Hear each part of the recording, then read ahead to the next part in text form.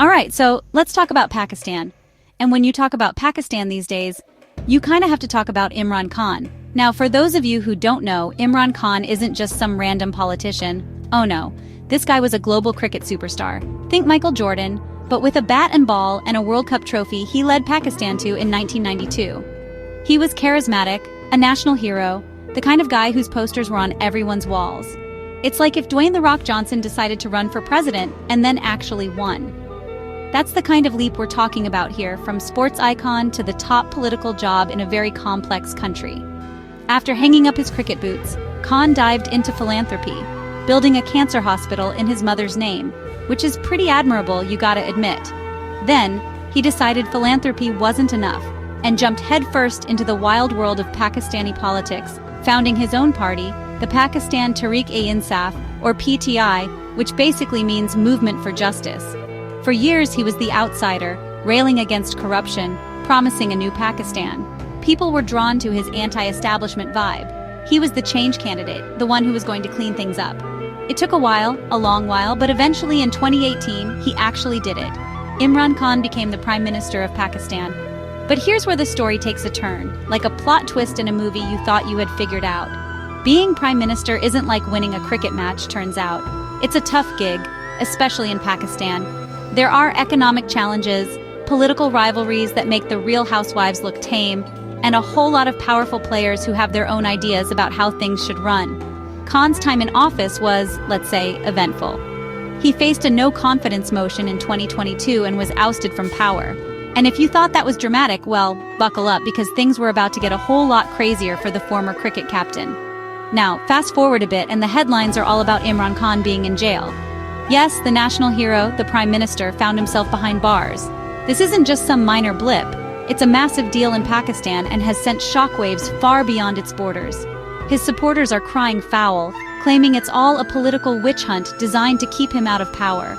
The government, on the other hand, says he broke the law, plain and simple. So what's the real story here? Why is this man, once celebrated, now incarcerated? It's a saga of power, politics, and a whole heap of legal drama. So why exactly did Imran Khan trade his prime ministerial residence for a jail cell? Well, it wasn't just one thing. It was more like a legal buffet of charges. Since August 2023, he's been entangled in a web of over 150 cases. Yes, you heard that right, 150. That's not a typo. It's like the legal system decided to throw everything but the kitchen sink at him. Among these, a few major cases really stand out and led to his actual imprisonment and some pretty hefty sentences. It's a complicated picture, so let's try to break down the main ones, shall we? It's a bit like trying to understand cricket rules if you've never seen a game, but we'll give it a shot. First up, we have the Al-Qadir Trust case. This one sounds like something out of a medieval drama, but it's all about alleged corruption. Prosecutors said Khan and his wife, Bushra Bibi, received a massive chunk of land, worth a lot of money, as a bribe from a real estate tycoon. This was supposedly done through this Al-Qadir Trust, which Khan champions as a spiritual education center. The investigators claim that Khan basically helped the tycoon by using money repatriated by the UK's crime agency to pay the tycoon's fines, and in return got this prime land. Think of it as a "you scratch my back, I give you a university campus-sized piece of land" kind of deal, if the allegations are true. For this, Khan got a 14-year prison sentence in early 2024. Ouch. Then there's the infamous Toshakhana case. Toshakhana is basically the government's treasure trove where state gifts received by officials are stored. Now, leaders get gifts all the time. Fancy watches, expensive rugs, you name it. The rules say you either deposit them, or if you want to keep them, you pay a certain percentage of their value. Khan was accused of illegally selling these gifts for a profit and not properly declaring them. Imagine getting a super expensive gift from a foreign dignitary, and then, instead of putting it in the National Museum, you flip it on some exclusive version of eBay. He initially got a 3-year sentence for this in August 2023, which is what first landed him in jail and got him disqualified from office for 5 years. And if that wasn't enough, there's the Cipher case. This one is straight out of a spy thriller. Khan was accused of leaking state secrets, specifically a classified diplomatic cable, a cipher from Pakistan's ambassador to the US. He had waved this document at public rallies, claiming it was proof of a US-backed conspiracy to oust him from power. The authorities didn't find that amusing and charged him with compromising national security. For this, he was handed a 10-year prison sentence in January 2024.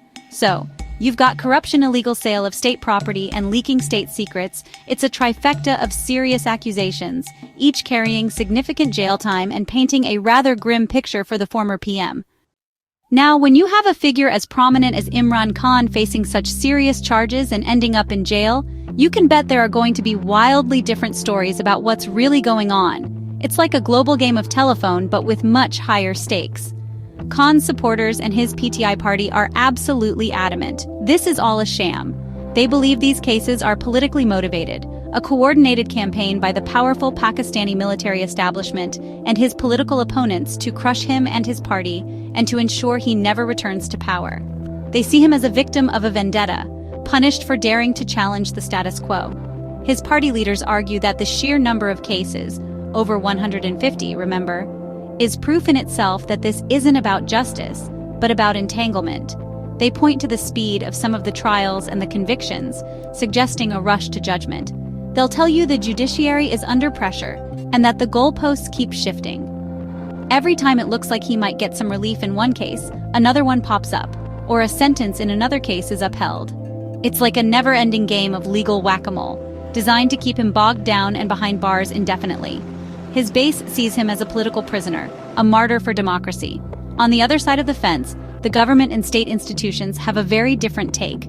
They maintain that these are legitimate legal proceedings, and that Imran Khan, like any other citizen, is not above the law. They emphasize the independence of the judiciary and say that the courts are simply doing their job based on the evidence presented. According to them, these aren't trumped-up charges. These are serious allegations of corruption and misconduct that needed to be investigated and prosecuted. They often dismiss the claims of political victimization as a smokescreen to deflect from actual wrongdoing. It's the classic "no one is above the law" argument. And then there's the curious case of his wife, Bushra Bibi. She was also convicted and sentenced to 7 years in the Al-Qadir Trust case alongside Khan. However, after about 9 months in prison, or under house arrest, as some reports suggested, her initial confinement was at their residence declared a subjail. She was reportedly released in October 2024. This development, naturally, was interpreted in different ways. Khan's supporters hoped it signaled a thawing of relations, perhaps a prelude to his own release. However, analysts and government sources quickly poured cold water on that, suggesting her release didn't change anything about Khan's own complex legal predicament, indicating the establishment wasn't softening its stance on him. So what's happening right now? Well, Imran Khan remains incarcerated at Adiala Jail in Rawalpindi, a high-security facility. Despite some of his sentences, like the ones in the Toshakhana and Cypher cases, being suspended by higher courts, he's not a free man. Why? Because there are other convictions, like the Al-Qadir Trust case, and a plethora of other pending charges that keep him locked up. His legal team is working overtime, filing appeals, fighting battles on multiple fronts. It's a constant courtroom drama, with hearings often conducted within the jail premises for security reasons. It's a far cry from the cricket stadiums and prime ministerial palace he once frequented. The impact on Pakistan's politics has been immense. Even from jail, Khan remains a hugely popular and influential figure. This was dramatically demonstrated in the February 2024 general elections. Despite Khan being barred from contesting, his PTI party being severely restricted, and many of its leaders facing crackdowns, PTI-backed independent candidates, many of them political newcomers, won the most seats in parliament. It was a stunning result, a clear message from a significant portion of the electorate. However, they couldn't form a government on their own, and a coalition of Khan's rival parties eventually took power, leading to more political instability and accusations of a stolen mandate. The reaction from the Pakistani people has been deeply polarized. Khan's arrest and continued imprisonment have sparked widespread protests by his supporters, sometimes leading to violent clashes with police and mass arrests. The authorities have responded with a significant crackdown on PTI workers and dissent in general. This has created a very tense atmosphere across the country. On the other hand, supporters of the current government and those opposed to Khan believe justice is being served and that his brand of politics was divisive and damaging. The nation is essentially split, and the political discourse is incredibly charged. Internationally, there's been a fair bit of concern. Human rights organizations like Amnesty International and Human Rights Watch, along with some Western governments, have raised questions about the fairness of Khan's trials and the broader crackdown on political opposition in Pakistan. They've called for due process and respect for democratic principles. The government, however, insists that its actions are internal matters and that the judiciary is independent. Imran Khan's story is far from over. His imprisonment continues to be a central defining issue in Pakistani politics, a symbol of the deep divisions and power struggles shaping the nation's present and future. It's a situation everyone is watching very, very closely.